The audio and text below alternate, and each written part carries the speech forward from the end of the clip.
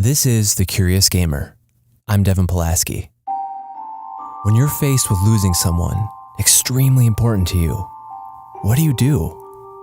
Who or what do you turn to for comfort, for distractions, healing, closure?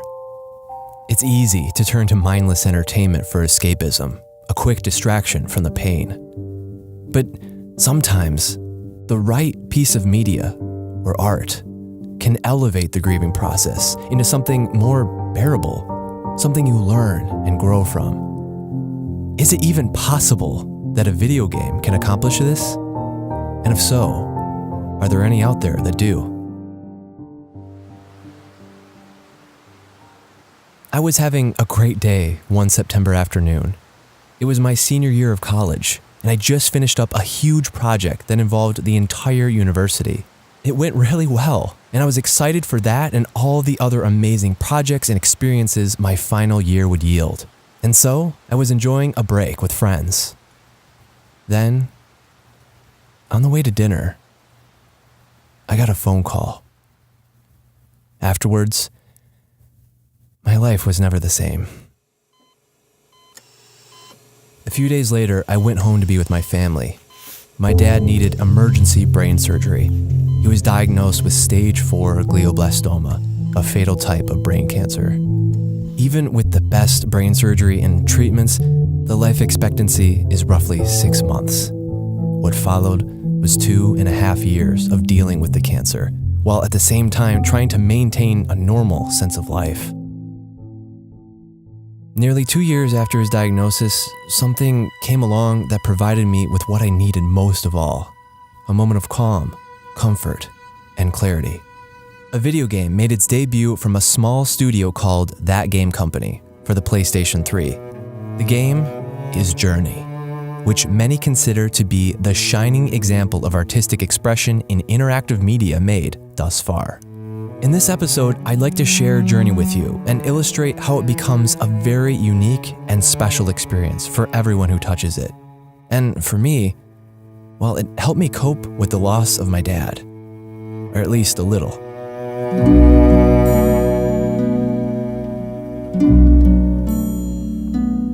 Journey begins in a vast, beautiful desert. It appears empty except for the shining mountain in the distance and the infrequent small stone slabs sticking out of the sand. Eventually, the player character is revealed, a slender figure with a cloak that flows gently in the breeze. The game is designed to be accessible in every way. You're initially greeted to a stunning minimal art style and a soundtrack with equal beauty. And it's not clear who or what your player character is, whether you're a man or woman or even human, making it ambiguous enough to identify with. It's easy to see why anyone could lose themselves in the world. Once you pick up the controller, you realize how effortless navigating the game can be. There's no complicated button combos to memorize, no hidden knowledge, and no need for quick reflexes. You simply move the control stick to walk in any direction at a deliberate, relaxed pace. And you can float through the air by jumping and gliding, and even slide down hills of sand. You can't help but feel graceful, like you're a natural at this. Finally, you can give off a little chirping sound, and holding down this button makes your character radiate a wave of energy, which activates different parts of the world so you can progress. The game's minimal aesthetic and input of control make it approachable enough for anyone to pick up the game and know exactly what to do and where to go. So we've established how you navigate through Journey, but what are you traveling towards? What's the goal? This is where the artistic merits of Journey unfold. There's no text in the game, no narration, and no dialogue. Nothing is overtly explained or understood. Well, your only option is to move forward, with the mountain looming in the distance serving as your beacon. As you progress, you start to encounter ruined structures and curious items and creatures that help you advance. And before long, you meet other cloaked figures who reveal images of a past society to you like hieroglyphics.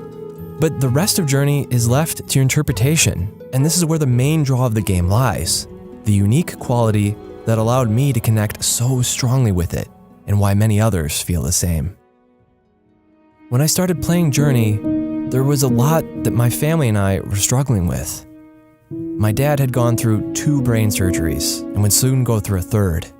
He had endless rounds of chemotherapy, radiation, doctor's appointments, MRIs, but nothing seemed to stop the cancer growth. Our hope was slowly dwindling.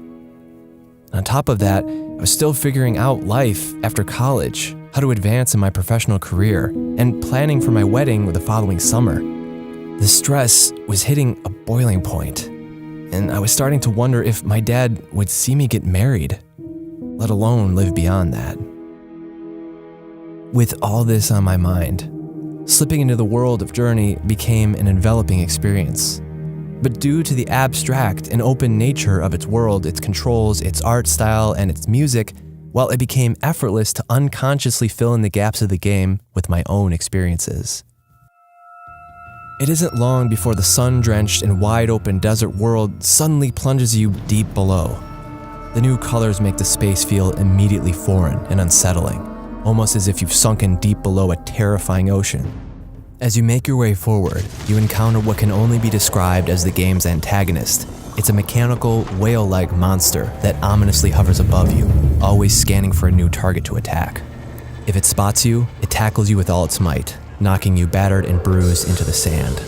This moment of the game is an extreme shift in tone, and thus very important, because before you could wander the world safely, free to frolic and explore to your heart's content, like a child experiencing the joys of life for the first time. But suddenly, the act of moving, which was once fun and liberating, has suddenly become dangerous. And this shift to a new uncertainty happened without warning, and during the peak of what was once the most beautiful and free part of the game, a sequence where you slide across gorgeous, sun-glazed waves of sand. The shift is jarring and occurred without warning. I couldn't help but inscribe my current state of affairs onto this part of the game, because the start of my senior year of college, well, it felt like that beautiful sand gliding scene. I felt excited, free, and experiencing the most beautiful parts of life. I was solidifying relationships with lifelong friends. I was planning marriage with my longtime girlfriend. I was endlessly planning movies I wanted to shoot and soundtracks I wanted to compose. Life, really, could not have been better. And then, suddenly, life shifted. What once felt like my safe, permanent foundation, my parents, now suddenly felt fragile, temporary, in danger. Carefree days were replaced by the constant and unbearable fear that any day could be my dad's final day. And all of this occurred without any warning, and its impact could never be undone. What struck me the most in Journey was when you reach the snow area. The closer you get to the top of the mountain, the harsher the environment and weather conditions get. Eventually, you reach a breaking point. The monster from before returns. The snow blows fiercer than ever. Lightning starts crackling in the distance. The wind batters you every which way, and it all slows you to a crawl. And yet, you must press on, each step a little slower and more painful and hopeless than the last. Gradually, the music fades away. Then much of the sound fades away. Even your sight starts to fade away. Eventually, you collapse. This precise moment, well, it was the moment of catharsis for me. And that's because the culmination of the game's visuals, its sound design, the atmosphere, the tone, the music, it all hit me with intense emotional precision. Without words, without an explanation, the game was articulating my experience of hardship, grief, and uncertainty, feelings I'd been struggling to understand. During the last 9 months of his life, my dad gradually slipped away. He started to lose his vision. He had difficulty comprehending things, performing basic tasks, and was losing his short-term memory. Eventually, he went completely blind and couldn't do anything on his own. At the end, he could barely recognize his own wife and son. Having direct control over a character undergoing a similar experience felt both terrifying and comforting at the same time. As I held the controller, I was responsible for my character's progress through the cruel, unrelenting world. You could no longer jump, fly, slide, sing. You could barely stand up and walk. And slowly, you lost the ability to see or hear, and the world starts to disappear around you. The game's world and my world became one in the same. But then, when you finally collapse into the snow, something happens. You're reawakened by the robed figures that have guided you throughout the game. Suddenly, you're lifted into the air. Your scarf stretches to be longer than ever before. Soon you're shot through the air like a rocket. The winds part before you. The monsters sail around you like they're at your command. You soar higher and higher and higher still, until at very last... Well, I've given away too much as it is. You'll just have to find out yourself. And you won't want to miss, perhaps, the best part of the game. Look, I don't know what you're going through in your own life. I don't know if you have experiences that you'll find illustrated in Journey's world, and I don't know if you'll have some sort of spiritual experience playing it like I did. But that's the great thing about the game. It's concrete enough for you to grasp, but abstract enough so that you can inject yourself directly into its narrative. The game elevates itself beyond mere escapism, even down to its broad title, which calls out to you, saying, what is your life's goal? What are your joys and your hardships? What is your journey? Since 2012, we have other games that provide similar experiences to Journey. While these and many other video games have gone on to receive similar critical and financial success as Journey, well, the reality is that these games are, unfortunately, not the norm. Instead, most games perpetuate the public perception that they're only about mindless entertainment where you shoot things, tackle people, make things explode. These are the games that sell the most copies, make the most money, and alienate people who are already not very thrilled about games, meaning they miss out on amazing experiences. So this is why it's so important that we celebrate achievements like Journey. And if you need help finding something to play like this, I'm always here to give a recommendation. And maybe, when you're going through the worst time in your life, you can play a video game not to escape your pain, but to see it, to know it, understand it, and find enlightenment from it.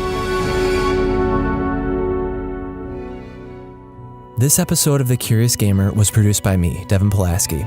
Also, there's a lot more to my dad's battle with cancer, and many people have found stories of his strength and courage to be very inspiring to their own lives. I've written about this at length, and you can find links to those pieces in the episode's description, as well as other notes about Journey. Learn more and keep up with the show at thecuriousgamer.org. And don't forget to subscribe on YouTube or as a podcast through your favorite podcasting app. Thanks for listening, and I'll catch you next time.